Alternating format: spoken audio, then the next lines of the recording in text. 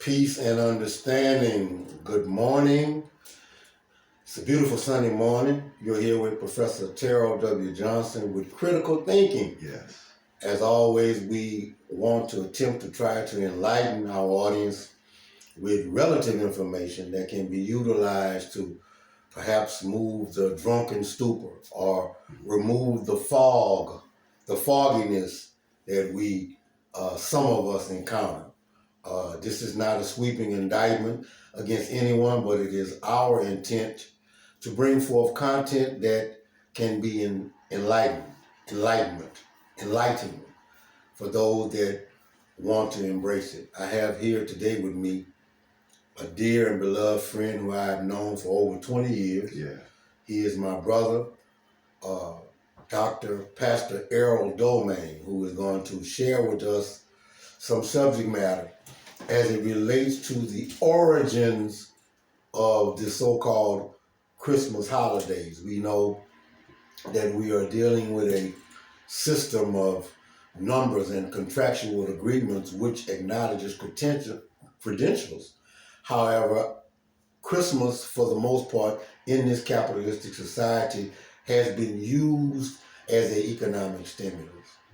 The fourth quarter of the year for the spending frenzy starting after Halloween and All Saints Day, Thanksgiving, and so-called Black Friday, where we are inundated and bombarded with commercials and advertisements about spending, and many of us go to the depths of hell trying to get our children things we never had, trying to buy things and become indebted within this capitalistic cycle that brings us to the beginning of the year, and again we begin in debt.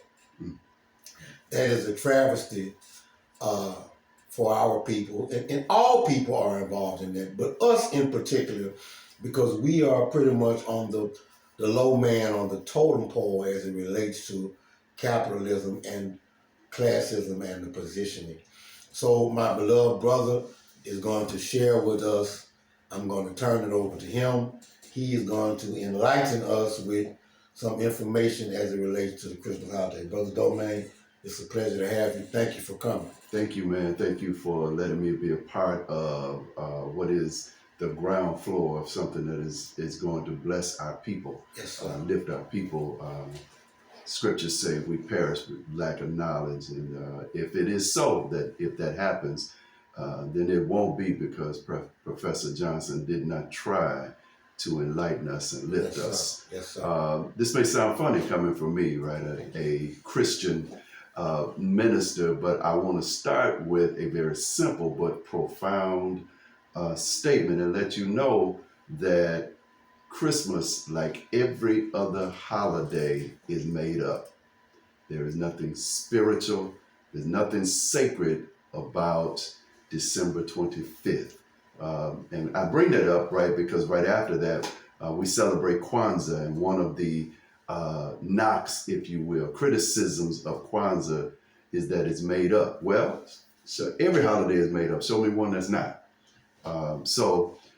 As we talk about Christmas, we have tied it to the church. And when we go back and look at it, it is Christmas was instituted not so much for religious reasons as much as it was instituted for political reasons. Let's just walk through for a second. Yes, sir.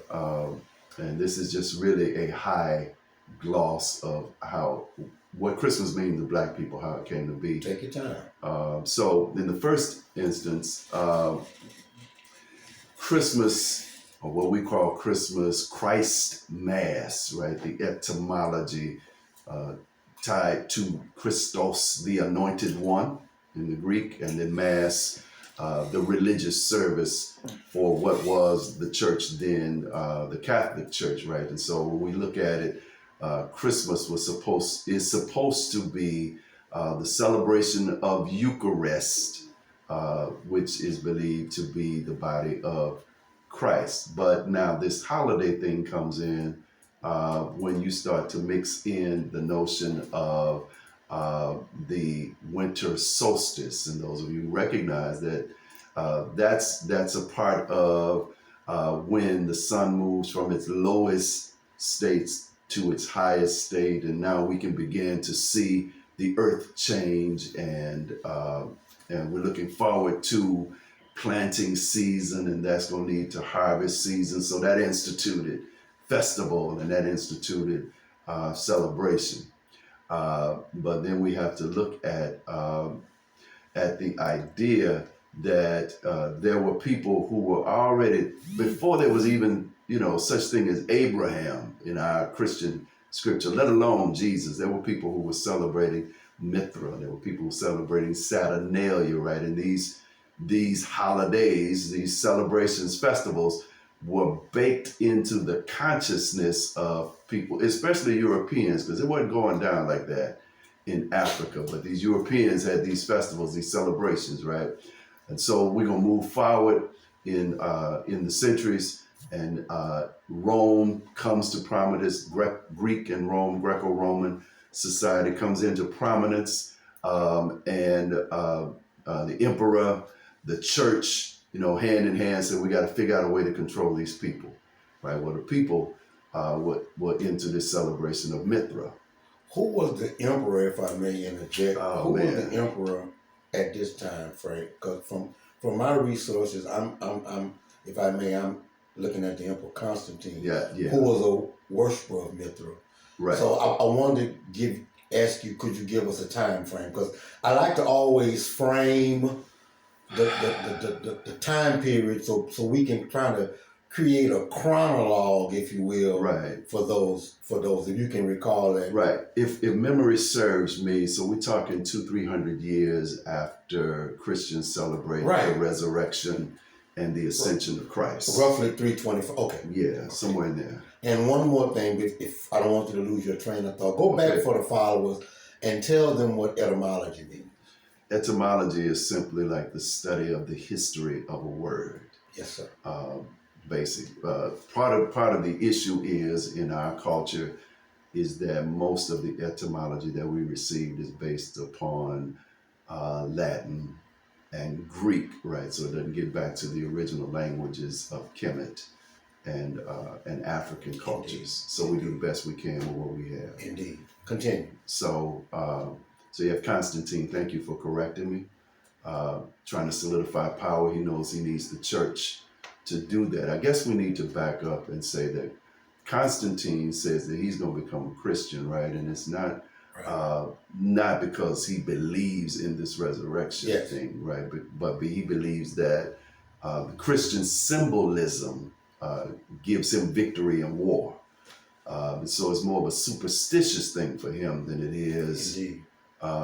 is a religious matter. And so they know that in order to control people, you got to control their religious thought. And in order to control their religious thought of the church, then you got to create holidays for them. So they create this thing. We're going to celebrate the birth of Christ. Let's put him at December 25th because the people are already familiar with celebrating the heightening of the sun, the solstice, and going into a period of planting and harvesting. And they're already worshiping this Mithra god, who was already celebrated his birth on December 25th. And so not to create a ruckus among the people because they tried to institute some things and people's like, no, we ain't having that, man. We with this Mithra. And so they said, well, what we're going to do is we're going to take some of that symbolism. We're going to put it on this Jesus and his birth, tie all of that in, and that's going to be a wrap. And that's kind of the way they did it, right? They instituted things like the star, the so-called three wise men, all of that stuff, brought that into play. And then check this out. And so the world begins to gravitate. We begin to bring in other symbolism, trees, mistletoe, and the like, right?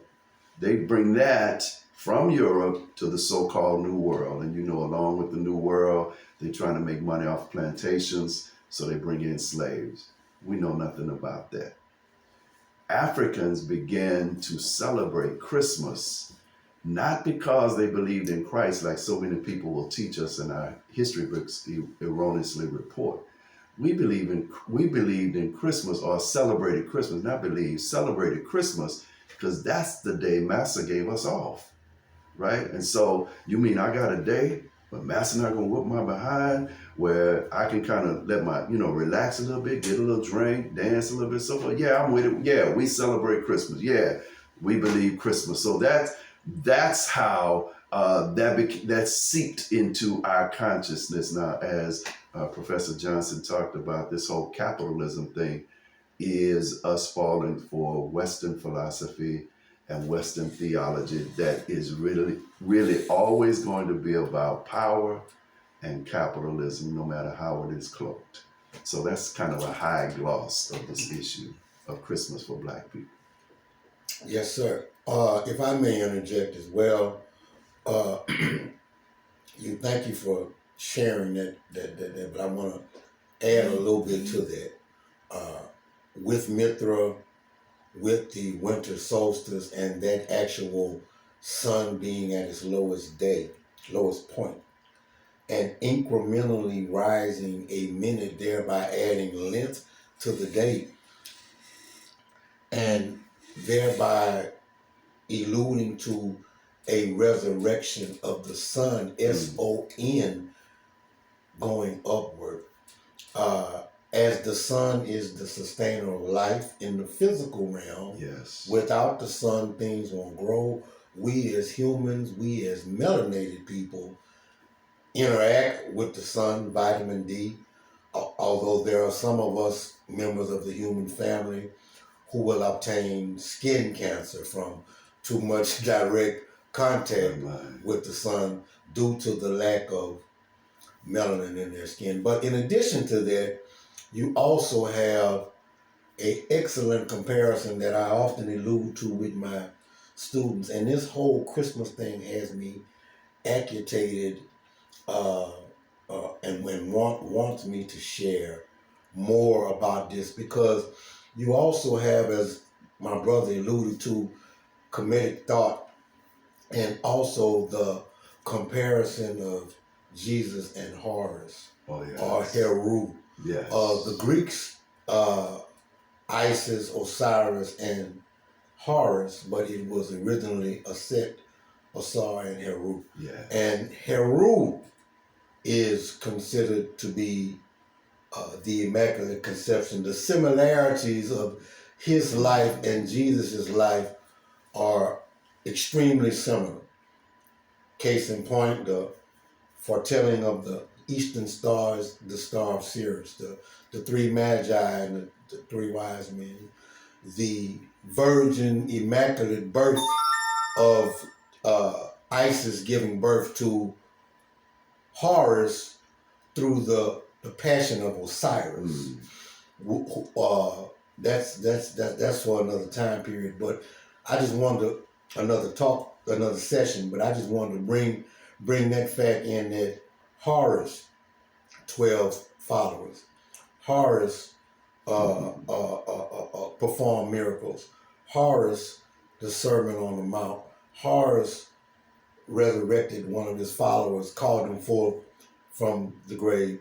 Horus fed the multitude, etc., etc. Yes. And you have the eye of Horus, which is the iconography that many of us may not be familiar with when you see the one Egyptian eye or the all-seeing eye in Masonic thought.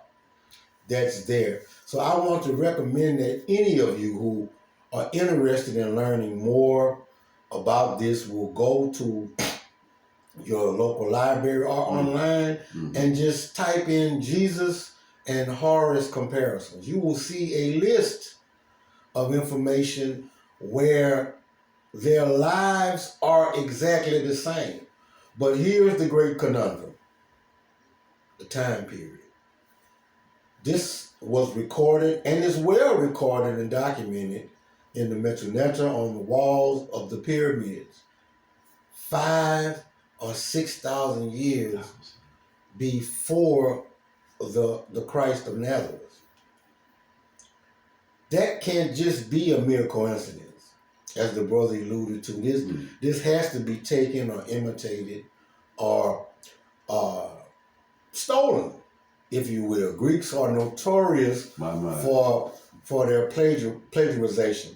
I want to come back and ask the brother, do you have any information as to the iconography of the so-called Santa Claus that we see today? Do you have any information about where or how that comes about? I don't. I apologize. Okay. I haven't looked into that. That's fine. I would like to add, though, when you talked about the 5,000, 6,000 year gap. Right.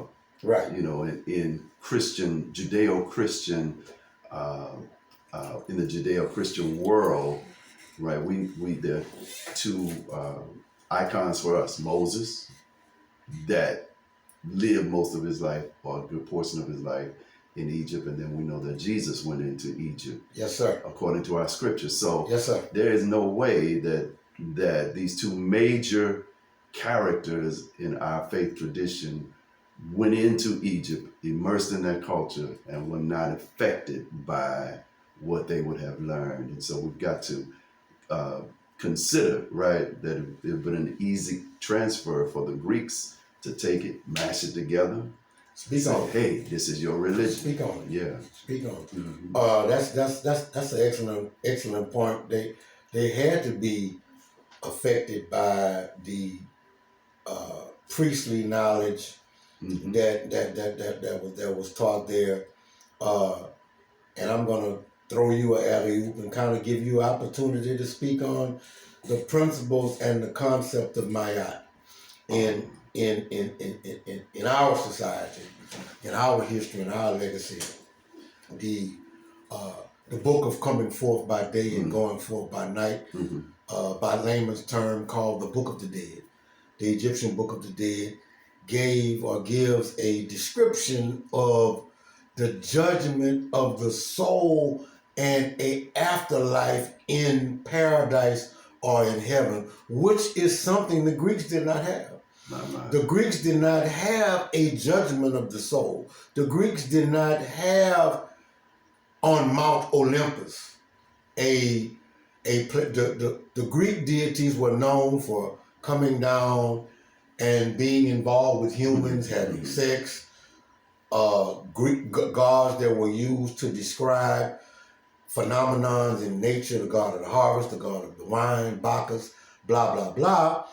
But there was no paramount concern with salvation or the judgment of the soul. And Mayat alludes to balance and justice. I'm going to allow the brother to speak, if he will, on that, anything he would like to share with my group. So first, I'm a novice as it relates to Mayat, but again, from the Judeo-Christian perspective, right? We look at 10 Commandments. If you go and look at the 42 laws of Mayat, then there is no way that you can see that one was taken from the other, and you can kind of figure out which one is the oldest and which one is more in depth, if you will, about living. So personally, and I'm Christian,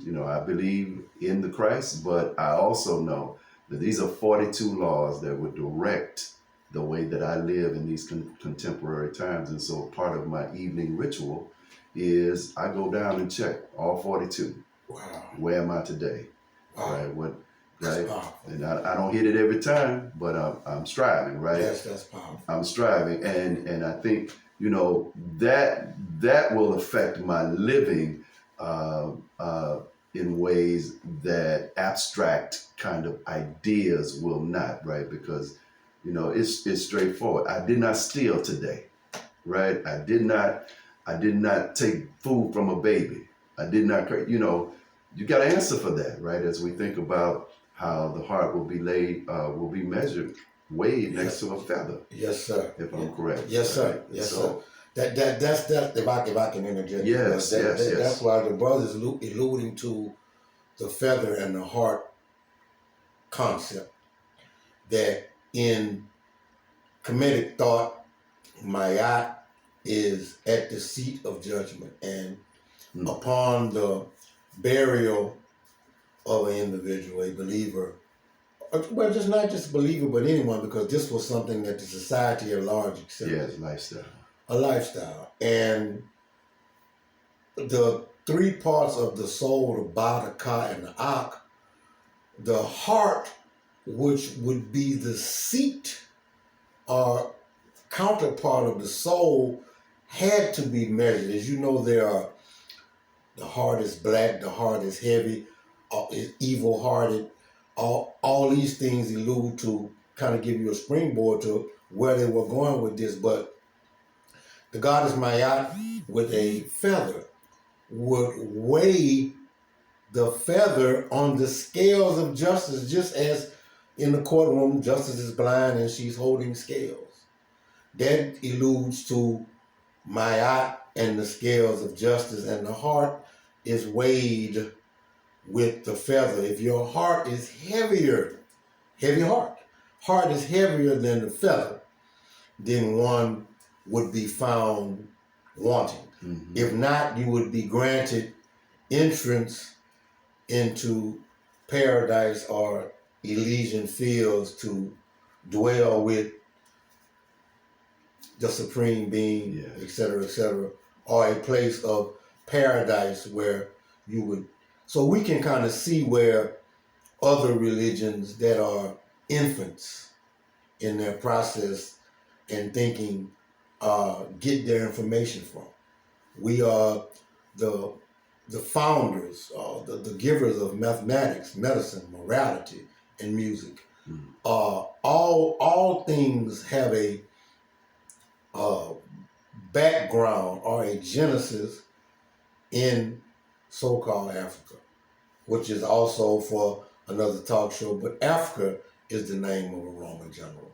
That's a whole nother talk show that we will get into, the naming, as the brother said, etymology, the naming of places through colonial expansion, as well as just overtaking and outright stealing, subjugating and disenfranchising of people to have your names, have your culture, and stripping them of their own. So that's a beautiful thing. Brother, is there anything else you would like to just share before we close? Do not follow this old idea of you just have to believe it.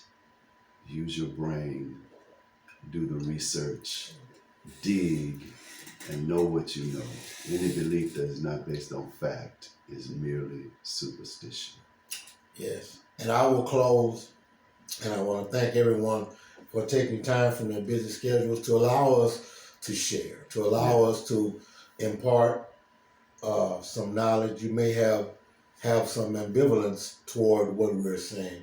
However, those mixed feelings will go away if you follow suit with what my brother suggested. You know, don't just take anything. And in closing, one of my cliches that I always tell my students: always investigate the information you receive. If it is indeed the truth, it should stand the test of investigation. Always ask why. So in closing, peace and understanding. Have a blessed day.